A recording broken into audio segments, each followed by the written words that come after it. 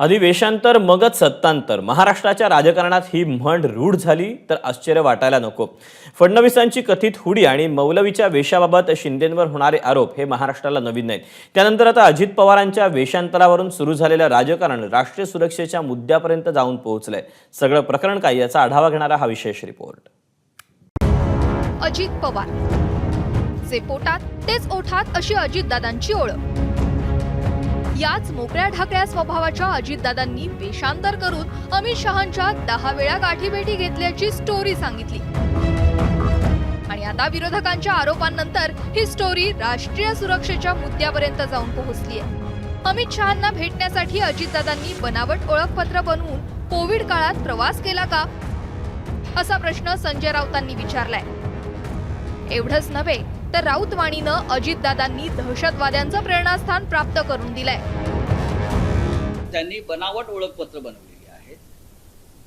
Pan card असेल, passport असेल, आधार card असेल, कारण ओळखपत्राशिवाय सोडणार नाही विमानतळावर। या सगळ्याची राष्ट्रीय सुरक्षेच्या दृष्टीनं गांभीर्याने दखल घेऊन चौकशी होणं गरजेचं आहे आणि यांनी जे प्रवासामध्ये बोर्डिंग कार्ड्स किंवा ओळखपत्र वापरली ती जप्त करून अजित पवार आणि इतर काही लोकांवरती गुन्हे दाखल करून राष्ट्रीय सुरक्षा कायद्याखाली त्यांची चौकशी होणं गरजेचं आहे।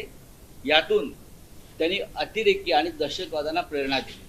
संजय राऊत एक पत्रकार आहेत। अनेक वर्ष त्यांनी क्राईम रिपोर्टिंग सुद्धा केलंय, म्हणजे गुन्हेगारीची पत्रकारिता।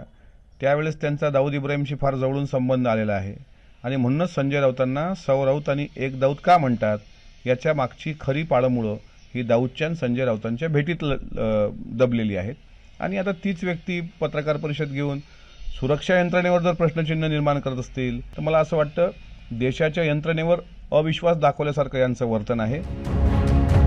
अजितदादांच्या ताई म्हणजेच सुप्रिया सुळेंनी मुंबई, दिल्ली एअरपोर्टसह विमान कंपन्यांनाच आरोपीच्या पिंजऱ्यात उभं केलंय।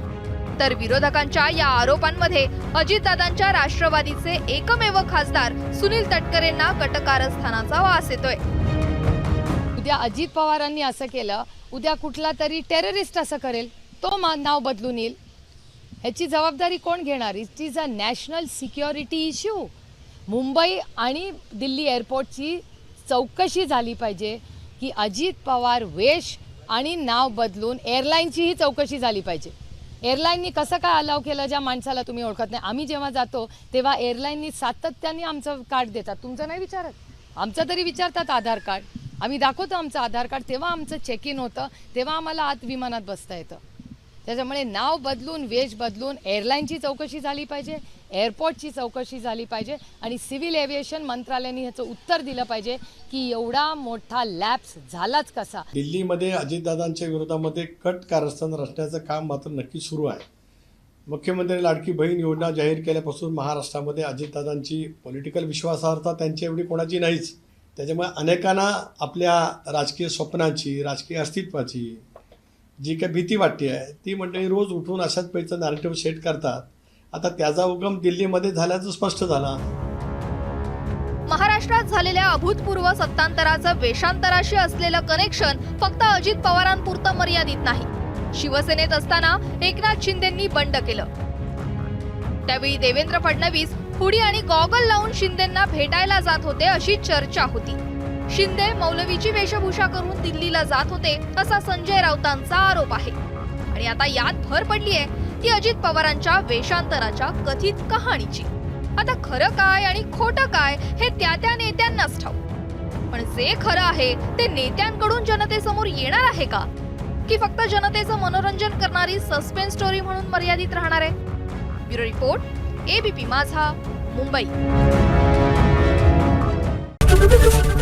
एबीपी माझा, उघडा डोळे बघा नीट।